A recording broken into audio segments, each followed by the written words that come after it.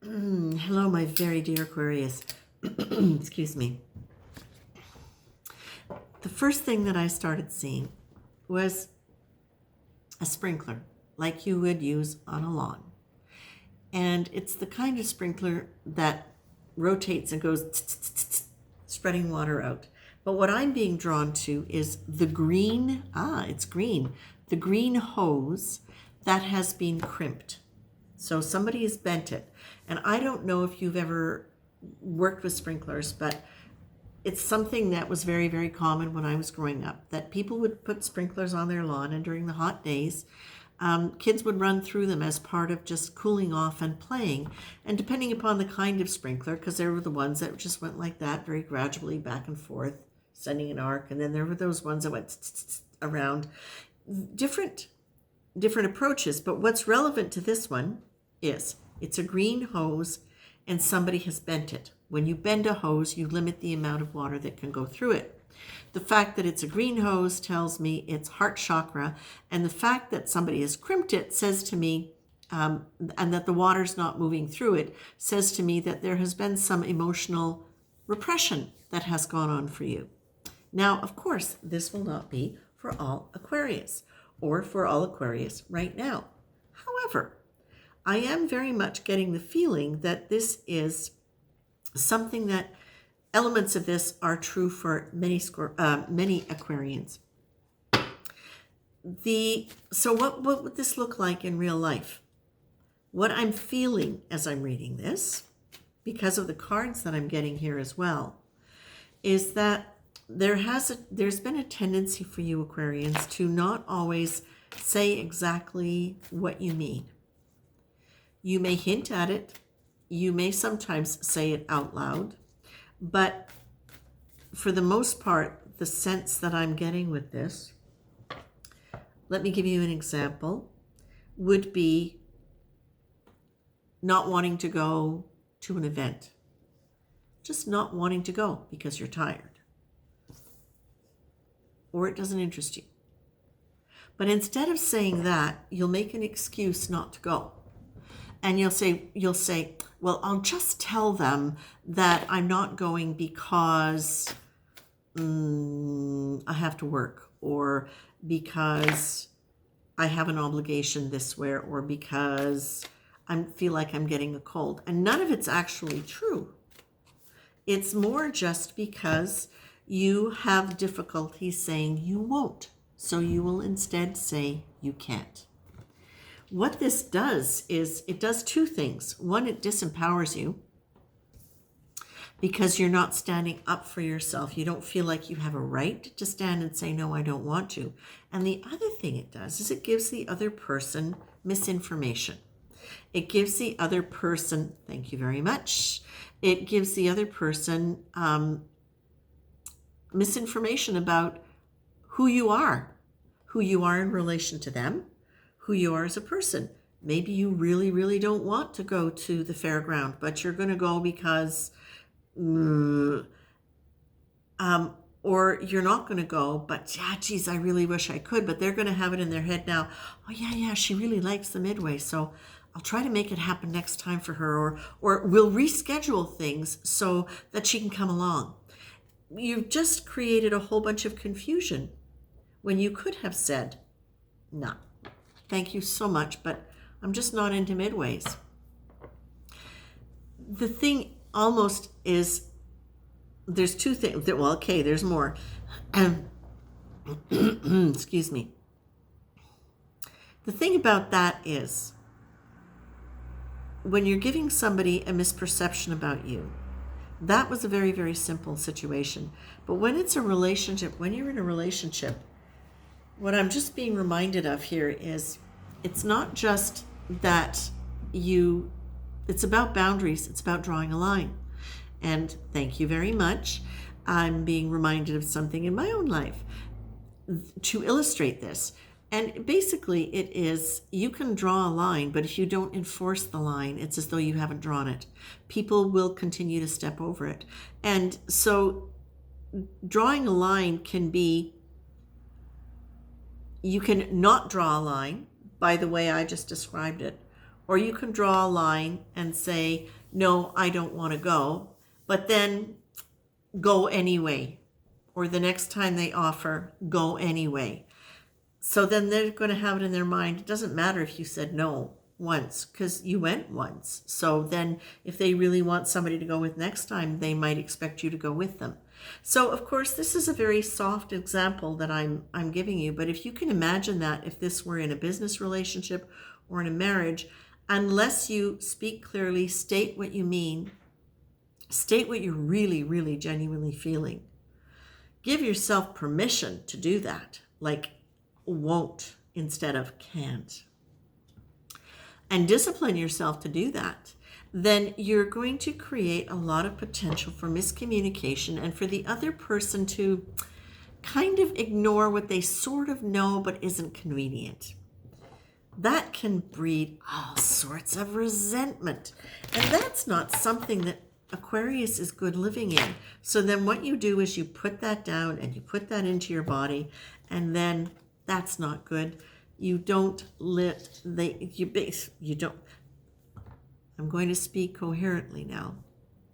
I got distracted by the remorse and the guilt card.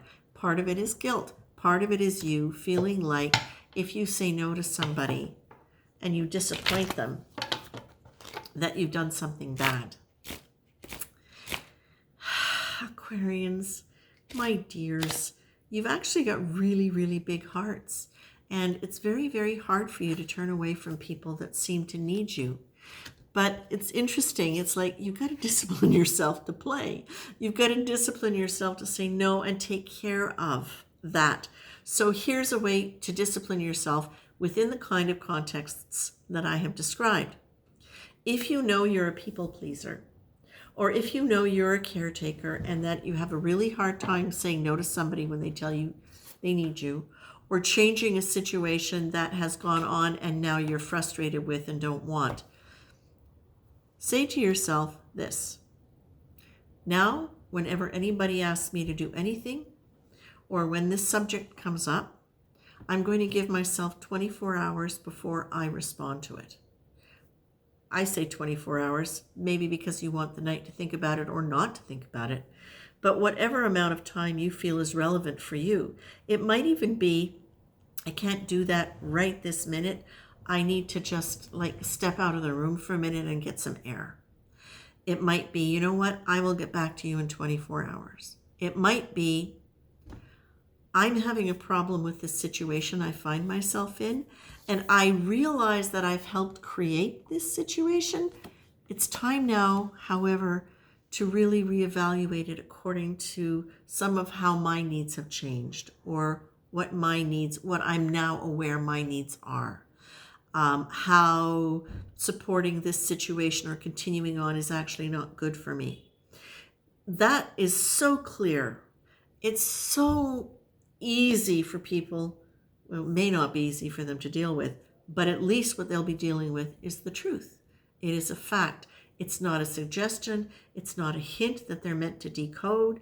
It's clear. This is you uncrimping the hose, which means you get to water your garden. It's not, well, look at that. You've got the play card too. You get to play in your garden.